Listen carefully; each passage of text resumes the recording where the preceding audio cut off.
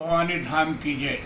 मित्रों, जहाँ कथा कल विश्राम ली थी, अब कथा वहीं से आगे बढ़ेगी। लता के ओट से निकलकर प्रभु जब जाने लगे तो चारुशीला नामक सखी ने सीता का हाथ पकड़कर हिलाया और उनका ध्यान भंग करके कहा, धरि धीरज कयाली सयानी, सीतासन बोली गही पानी, बहुरी गौरी कर ध्यान करेहू, भूप किशोर देख किन लेहू।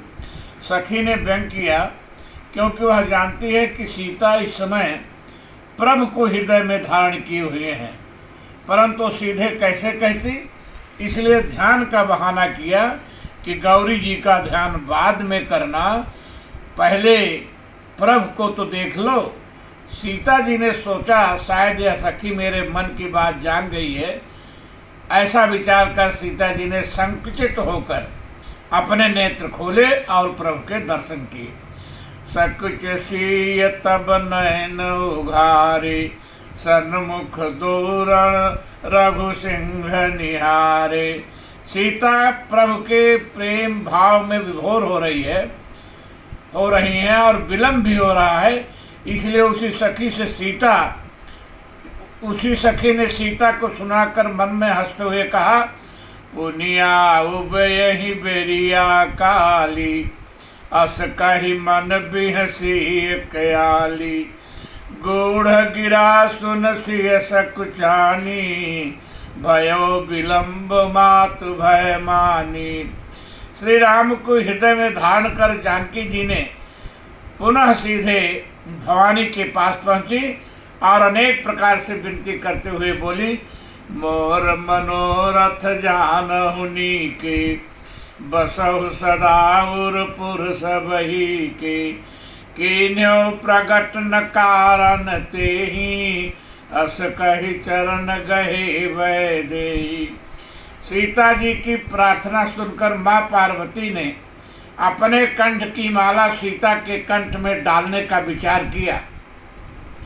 जैसे ही पार्वती जी ने कंठ की माला सीता जी की ओर किया, वह माला पार्वती जी के हाथों से खिसक गई, छूट गई। खसी माला छूटते ही पार्वती जी हंस पड़ी, मूर्त मुस्कानी। माला क्यों छूट गई और पार्वती जी हंस क्यों पड़ी, इसका कारण यह था, पूर्व जन्म में सती रूप से इन्हीं पार्वती ने मात्र सीता का वेश बनाया था। तो शिव शंकर ने उनका ऐसा त्याग किया कि 87,000 वर्षों के व्यतीत होने के काफी समय पश्चात उन्हें पार्वती का जन्म मिला और शिव जी कठिन तपस्या से मिले। अब आज जब पार्वती प्रसाद के रूप में सीता के कंठ में माला डालने के लिए हाथ बढ़ाया तो देखा कि सीता के हृदय में श्री राम बैठे हैं। धरि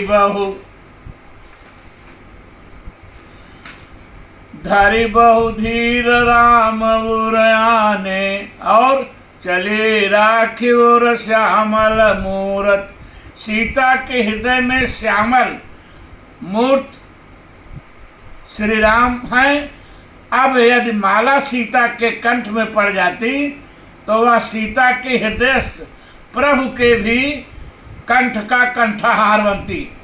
इसलिए पार्वती के हाथों से वह माला खिसक गई, छूट गई, क्योंकि पार्वती जी डर गई कि एक बार जब सीता का वेश रखा था तो इतने दिन झेलना पड़ा, और आज यदि कहीं मेरे हाथों से सीता के कंठ में माला डालने पर सीता के हृदय में विराजमान राम के कंठ में मेरी यह माला पड़ जाती तो भोलेनाथ न जाने क्या करते।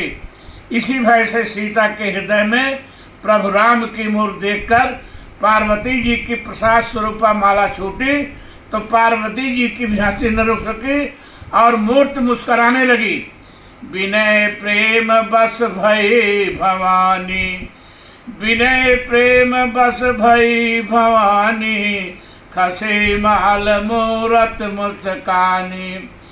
सीता जी के सीता जी ने पार्वती के हाथों से छूटी हुई माला को आदर के साथ प्रसाद मानकर सिर पर धारण किया। सादर सिंह प्रसाद और सिर धरेऊ। तो पार्वती जी ने स्पष्ट रूप से वरदान भी दे दिया, सुन सिंह सत्य शेष हमारे, पूजी है मन का मना तुम्हारे। नारद वचन सदा सुचि साचा, सोबर मिले हैं जन जन जो सोबर मिले जहि मन राजा ही मन राचा। सोबर मिले जाहि मन राचा, मन जाहि राच्य मिले सोबर। सहज सुंदर सांवरो, करुणा निधान सुजानशील, स्नेह जानत रावरो। इधर पार्वती जी का आशीर्वाद जानकी को मिला, उधर श्री राम ने पुष्प वाटिका से पहुंचकर जब गुरुदेव को छल रहित होकर सब कुछ कहा, तो गुरुदेव ने राम को मुक्त कंठ से आशीष दिया, सुफल मनोरथ हो तुम्हारे, राम लखन सुनि भय सुखारे। और उसके बाद समय व्यतीत हुआ, संध्या, फिर भोजन व विश्राम के बाद दूसरे दिन जनक जी ने सतानंद जी को भेजकर विश्वामित्र जी को धनुष यज्ञ देखने हेतु बुला भेजा। श्री राम लक्ष्मण के साथ विश्वामित्र जी धनुष यज्ञशाला में पहुँचे। अनेकों देशों के राजकुमार, राजा, नगरवासी यथायोग्य आसन पर बैठे थे, परंतु जिसके लिए सबसे ऊंचा और विशाल आसन मंच बनाया गया था, ऐसे संसार के पुराण पुरुष श्री राम को जनक जी ने उस सर्वोच्च आसन पर ऋषि विश्वामित्र और लक्ष्मण के साथ बैठाया। सब मंचन ते मंच एक सुंदर विशद विशाल, मुनि समेत दो बंधुता बैठा रे महिपाल। इधर प्रभु आसन पर विराजे, उधर सखियां सीता जी को लेकर रंगभूमि में आईं। सीता जी के साथ अनेकों सखियां थीं। रंगभूमि में सीता जी के पहुंचने पर सीता व राम की जोड़ी को देखकर सभी मोहित हो गए। सभा में उपस्थित सभी स्त्रियां, पुरुष मोहित हुए और पुरुष भी जानकी की सुंदरता पर। इसे गोस्वामी जी ने एक ही पंक्ति में लिख दिया, रंग भूमि जब सिय पग उधारी, देखी रूप मोहे नर नारी। जानकी तो पहले ही प्रभु को हृदय में बसाए हुए थी, इसलिए रंग भूमि में पहुँचते ही जानकी ने अपनी माया से सर्वप्रथम सभी राजाओं को ही मोहित कर दिया। भय मोह बस सब नर नाहा, सभी उपस्थित लोगों को यही लगने लगा कि श्री राम और सीता का ही विवाह होना चाहिए। सभी अपलक दृष्टि से सीता व राम की छब व स्वरूप को देखते ही रह गए। सभी की हृदय में यह भाव जागृत हो गया कि जनक को प्रतिज्ञा तोड़कर सीताराम का विवाह कर देना चाहिए। राम रूप अरुष्य छवि देखे, नर नारिन परिहरी निमेषे, सोच ही सकल कहत सकुचाहे, विधिशन विनय करहि मन माहि। हर विधि बेग जनक जड़ताए, मति हमार यस देहि सुहाए। बिनु विचारपन तज नर नाहु, से राम कर करहि विवाहु। जुग जग भल कहिए भाव, जग भल कहिए भाव सब काहू, हठ कीन्हे अंत हुरदाहु। यही लालसा मगन सब लोगु, बरसावरो जान की जोगु। बहुत बहुत धन्यवाद। अब यह कथा विराम लेगी।